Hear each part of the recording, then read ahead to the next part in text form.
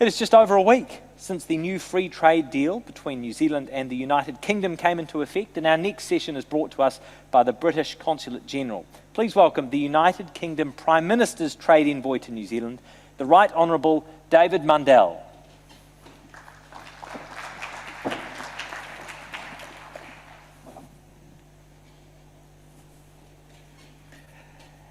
Ia ngā maha, ia ngā iwi, ia ngā reho, ia ngā ho I whā, tēnā koutou, tēnā koutou, tēnā koutou, katoa. It's a pleasure to be back here in Christchurch for Building Nations and to be returning to New Zealand once again as the UK Prime Minister's Trade Envoy to New Zealand. Building Nations has a well-deserved reputation of bringing together the infrastructure sector in New Zealand to discuss the challenges the country faces in infrastructure and finding the best. It is also over many years gathered in experience of others, not just in New Zealand, but from around the world, including the UK. And on that note, I'd like to thank Infrastructure New Zealand for the opportunity to address you this afternoon. Our Department for Business and Trade are once again delighted to be involved in supporting New Zealand's premier infrastructure sector event. And you're very welcome, if you haven't already, to come and have a chat with our friendly team at the UK stand to hear more about how what we are doing in the UK can help here in New Zealand. 1 week ago, as Jack said, the UK-New Zealand Free Trade Agreement entered into force. This is a good deal for both our nations, a gold standard free trade agreement building on our shared history, creating a modern partnership for a brighter future. New Zealand was amongst the first to realise the potential opportunities that a bilateral free trade agreement with the UK could bring, not just in terms of improving trade and prosperity between our two countries, but also a recognition that a trade deal would set the stage for a new chapter in the UK-New Zealand bilateral relationship. This is an achievement to celebrate, and I understand there is a special shipment currently on its way to our New Zealand friends with the best of British goods to mark the occasion, and of course that will include some Scotch whisky. Throughout our history, there has been the continual exchange of expertise and experience between our countries. We see it in infrastructure, with Kiwis working on projects in the UK and Brits working on projects here. Under the Free Trade Agreement, this will become easier with new arrangements for intra-corporate transfer and new business provisions. Separately, the Youth Mobility Scheme, with wider eligibility and longer time frame, will allow more Kiwis and Brits to have the opportunity to work in each other's countries, gaining experience and skills to bring back and share. Our precedent-setting free trade agreement sets the standard for future trade policy, combining New Zealand's innovation in trade policy with the UK's scale and global reach. The deal removes tariffs, simplifies customs procedures, and improves business mobility and investment opportunities. And of note to this audience, it provides greater opportunities for mobility and encourages mutual recognition of professional qualifications and makes it easier to do business across our countries. Notably, it evidences the UK and New Zealand's progressive trade credentials, including on the environment, reinforcing our commitments to the Paris Agreement and net zero, gender equality and labour, trade and development, and animal welfare. We are proud of the inclusion of the Maori Trade and Economic Cooperation chapter in this free trade agreement. The chapter recognises the importance and value of Maori to New Zealand's economy and society, and the unique relationship between the UK, New Zealand and Maori. It seeks to ensure that all businesses, including Maori, can benefit from the opportunities of the free trade agreement. Free and open trade ensures both security at home and opportunities abroad. It will open new markets for business, bring investment, better jobs, higher wages and lower prices just when we need them most. Infrastructure, energy and moving to net zero are areas where the UK and New Zealand have much to gain from working together more closely. Decarbonising the economy is a key feature at this conference. The UK has made major progress in decarbonising our economy. From 1990 to 2021, the UK's greenhouse gas emissions have decreased by 48%, making the UK the fastest decarbonising nation among the G7 countries. And we've achieved this while also expanding our economy 65%. As a result of the legal framework established in the UK by the Climate Change Act in 2008 and the Environment Act in 2021, we are on a clear path to achieving net zero emissions by 2050. We're one of the few countries in the world and the first in the G7 to make reaching net zero by 2050 a legal requirement. In October 2021, we published the UK's Net Zero Strategy, a pioneering document for a major economy.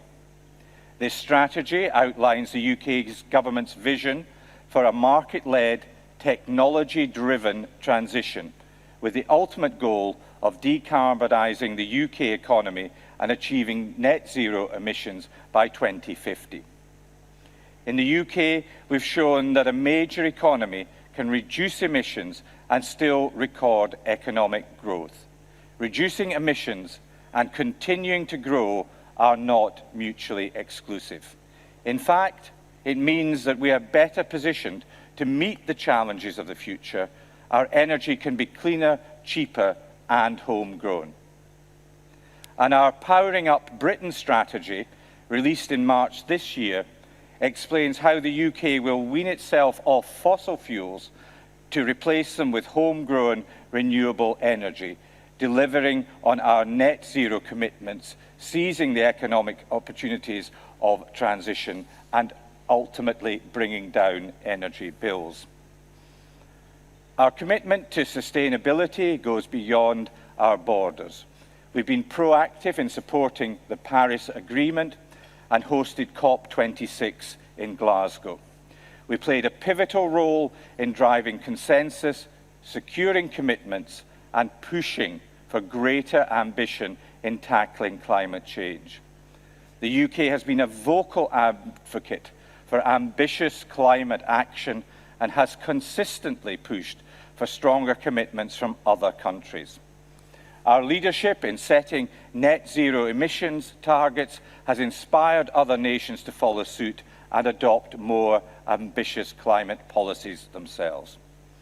We have experience and expertise to share in both energy and infrastructure as New Zealand transitions from fossil fuels to renewable energy. Decarbonising transport is at the heart of the UK's net zero strategy.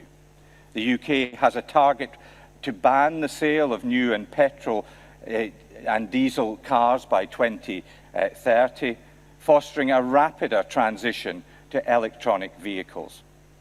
By promoting the adoption of electronic vehicles, we can reduce their reliance on fossil fuels and curb emissions, whilst also benefiting from improved air quality and reduced noise pollution.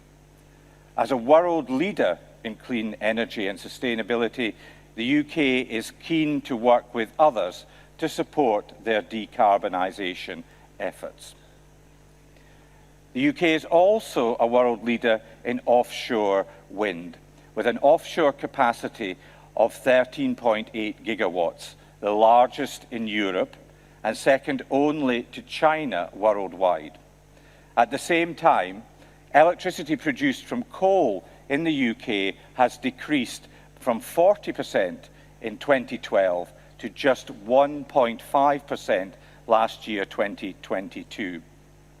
Our established offshore wind market means we're uniquely placed to export products and services across every single phase of project development, from early stages right through to decommissioning.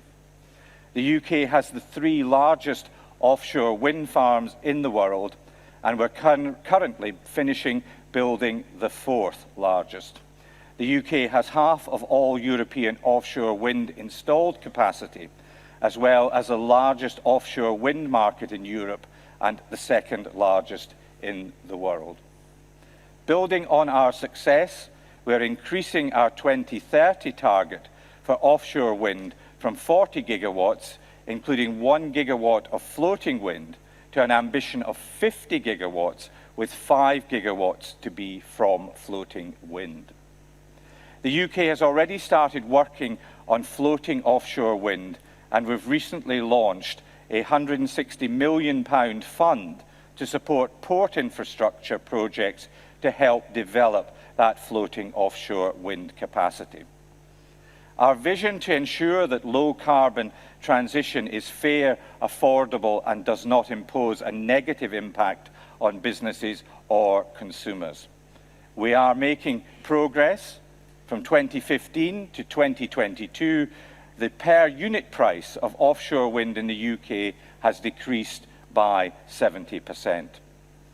And in our last renewable energy auction in the UK, the cost of onshore wind was a quarter of the cost of gas-fired thermal generation. Our Contracts for Difference scheme is now running annually, and the last round of the scheme delivered record capacity, securing almost 7 gigawatts of offshore wind. The current round, CFD 5, opened in March 2023. As part of the British energy security strategy, it is estimated that up to 90,000 jobs could be created in the offshore wind sector in the UK by 2030. We already have seen significant investments in communities around the UK to support the growth in offshore wind, creating jobs and opportunities right across the country. Following the announcement of the British Energy Security Strategy, we created the Offshore Wind Acceleration Task Force to speed up the end-to-end deployment. This includes upgrading our grid connectivity, bolstering our manufacturing base, reducing consenting times, and optimizing our leasing system. I'm very pleased that later this week a Maori trade delegation will go to the UK and set the example in exploring the opportunities available from the free trade agreement. They will meet with offshore wind power generation leaders in the UK, build understanding of how UK companies might help increase capacity for renewable energy here in New Zealand. Now, there are also other developments in the energy sector. For example, we've committed also to invest into the first tranche of new green hydrogen projects as part of our Net Zero Hydrogen Fund. We have an action plan to reach jet zero by 2050, investing in speeding up the design, manufacture, and rollout of zero-emission aircraft and supporting infrastructure, as well as investing in accelerating the production of sustainable aviation fuels. The UK has invested more than £380 million into boosting electronic vehicle charging points and infrastructure across the UK to support the rollout of those vehicles. But it's not just what we're doing at home. We're committed to help reduce emissions worldwide, and we're backing that with support from the UK Export Finance and British International Investment to help fund projects to help do just that. The UK is also looking at carbon capture, usage and storage. We also look forward to building on other partnerships in other areas. For example, in agri-tech, we have supported delegations of UK companies here to New Zealand looking for collaborative opportunities and worked with New Zealand companies to grow their businesses in the UK. There's more we can do together to reduce emissions, monitor farm conditions and stock health, and develop power sources that can power our farms of the future. And also in technology, where, as we meet here in Christchurch, a delegation of New Zealand companies is on its way to London for London Tech Week, the busiest gathering of its type in Europe. The UK is a partner of choice, not just as better partners for trade now, but for addressing the challenges of the future together. The UK is committed to clean growth and to sharing our experience and expertise with others to help make it happen.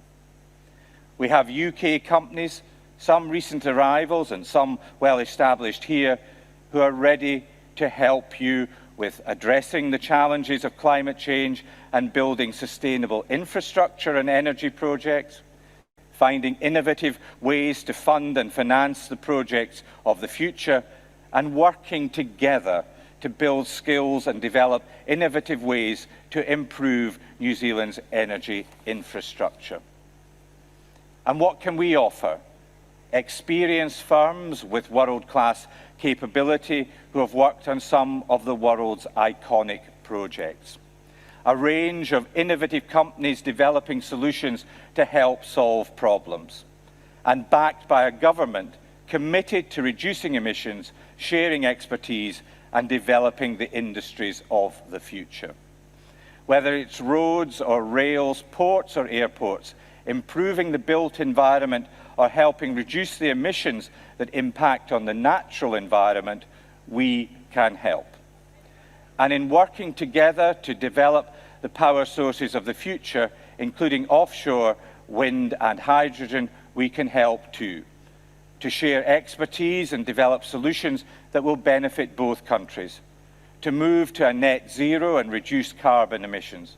To build the energy supplies of the future. To build the offshore wind farms that provide energy security, creating greater capacity and the ability to build hydrogen generation at a scale, fueling a new network. To build the rail networks that will carry freight with lower emissions, connect with work and leisure opportunities, and see more of this beautiful country than before. And the free trade agreement provides the opportunity for both countries to bring the best of British and Kiwi together. We're committed to partnering with New Zealand now and in the future to help make that happen. Ngā mihi ni ho ke ahora. Thank you.